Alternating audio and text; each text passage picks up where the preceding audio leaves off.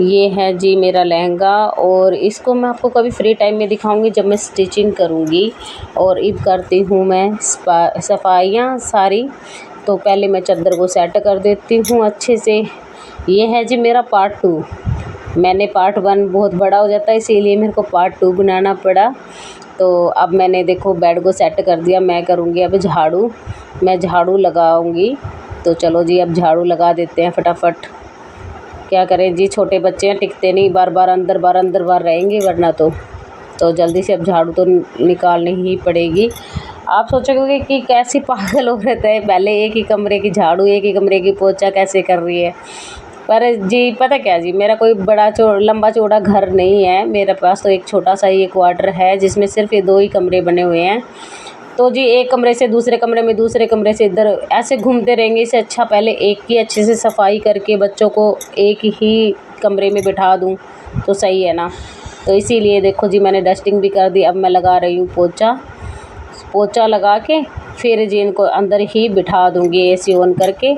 आज वैसे भी इलेक्शन की काउंटिंग हो रही है तो बस देखते हैं कौन जीतेगा कौन हारेगा। तो सारे इसी कमरे में बैठे हैं।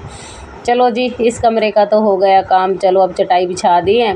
ये एक पिल्लो है जो चटाई पे लेके बैठते हैं बच्चे, तो इसको लूज कर देते हैं बार बार। तो इसको ठीक करके मैंने अब बच्चों को बिठा दिया। अब आ गई जी मैं दूसरे कमरे में। इस कमरे में ये देखो ड्रेसिंग में कुछ सामान ऐसा पड़ा है जो हम कभी यूज ही नहीं करते, तो सबको मैं बाहर फेंक रही हूँ। अब जो काम वाला है सारा वही रख रही हूँ। तो चलो जी हो गया काम। अब यहाँ के भी झाड़ू निकाल देते हैं। तो अब यहाँ की झाड़ू निकाल के ये कपड़े रखे हैं तो इनको बाद में ही प्रेस करूँगी। अभी इतना टाइम नहीं है जी सुबह सुबह, आपको पता है छोटे बच्चे, इनको नहलाना भी है, खाना भी बनाना है। तो ये है मेरा ड्राइंग रूम जी, छोटा सा है पर ठीक है जी, जो टाइम के अकॉर्डिंग मिल जाए वही बहुत होता है। इच्छाएं तो कभी इंसान की पूरी होती भी नहीं है। तो अब जैसा भगवान ने जो दिया है सामर्थ्य वही बहुत सही है मेरे लिए। तो चलो जी यहाँ का भी हो गया। मैं यहाँ की डस्टिंग कर देती हूँ।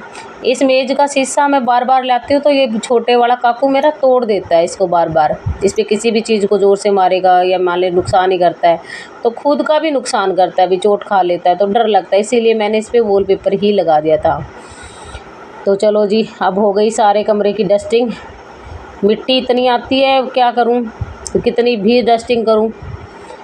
फिर अब पोछा भी लग गया है मेरा। चलो हो गया जी काम। तो आपको काम करने के बाद में मैं पूरा फुल लुक भी दिखाऊंगी।